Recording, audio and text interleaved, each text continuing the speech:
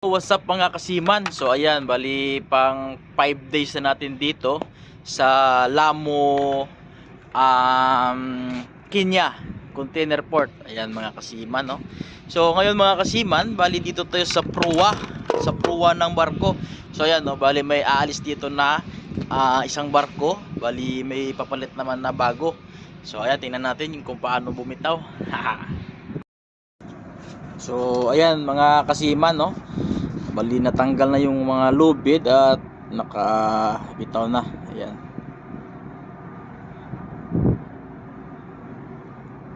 Alright. So actually mga kasiman, papalit yung isa. Ayun, oh. Ayun yung papalit. So baka nandyan na yung kargada na ikakarga na dito sa atin. Baka dyan nang galing. Ayan. Kasi sa araw na ito mga kasiman, simula ng doon tayo nakaplastar yung una, doon yung barko natin una, nagdiskarga tayo doon, tapos nag-shifting tayo, naglipat tayo ng posisyon. Bali dito na tayo sa may bandang dulo, sa pupa banda. Ayan. Kasi inaantay natin yung mga kargada natin na galing sa isang barko, o baka nandito na yun mga kasiman. Ayan. Yan, para mag-loading na tayo. So 2 days yung inantay natin. Baka nandyan na yun. O yan, o. Nakaalis na sila mga kasiman. So tingnan nyo yung isang barko na malaki mga kasiman. Ayan, o. Parang naka-slack yung mga lubid. Parang mag-shifting din sila mga kasiman.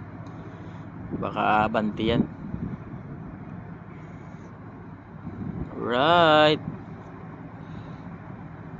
So konti lang yung niload sa kanila. Ayan. Baka yung ibang container dyan mga kasiman ay galing din sa barko natin.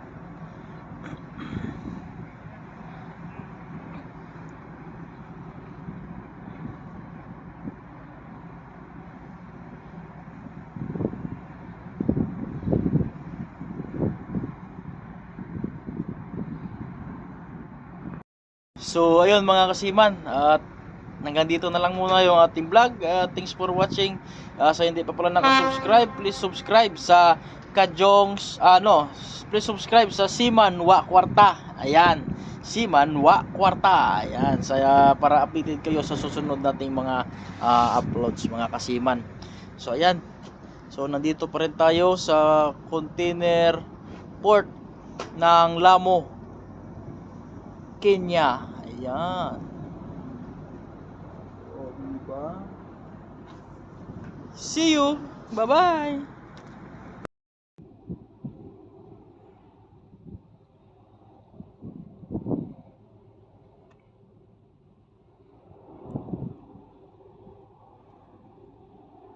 Grabe yung tunog niya guys, parang eroplano.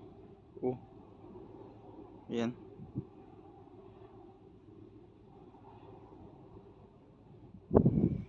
Alright, at ito naman yung susunod na didikit. Ayan.